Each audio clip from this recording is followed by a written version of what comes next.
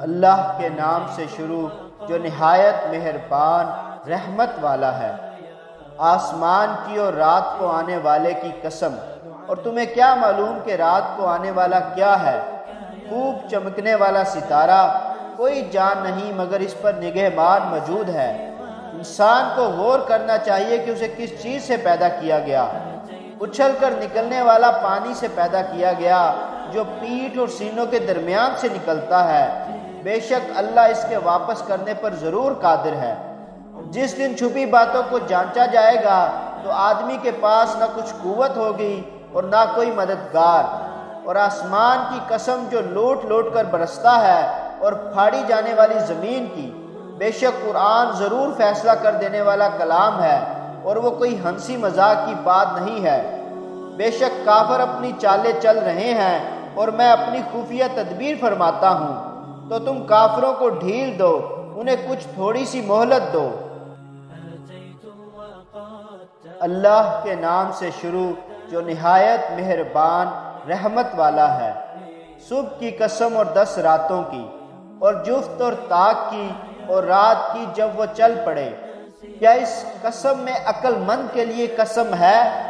کیا تم نے نہ دیکھا کہ تمہارے رب نے عاد کے ساتھ کیسا کیا؟ ارم کے لوگ ستونوں جیسے قد والے، کیا ان جیسا شہر میں پیدا نہ ہوا؟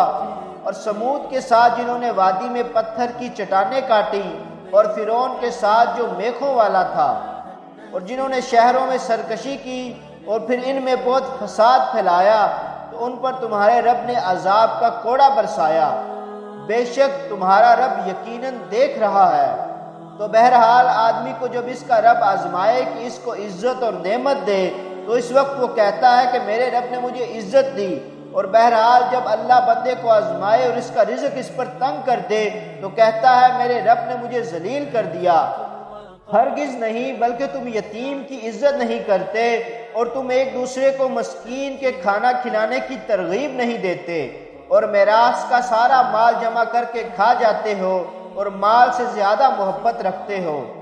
ہاں جب زمین ٹکرا کر ریزہ ریزہ کر دی جائے گی اور تمہارے رب کا حکم آئے گا اور فرشتے قطار در قطار آئیں گے اور اس دن جہنم لائی جائے گی، اس دن آدمی سوچے گا اور اب اس کے لیے سوچنے کا وقت کہاں۔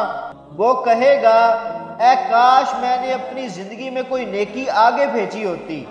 تو اس دن اللہ کے عذاب کی طرح کوئی عذاب نہیں دے گا اور اس کے باندھنے کی طرح کوئی نہ باندھے گا۔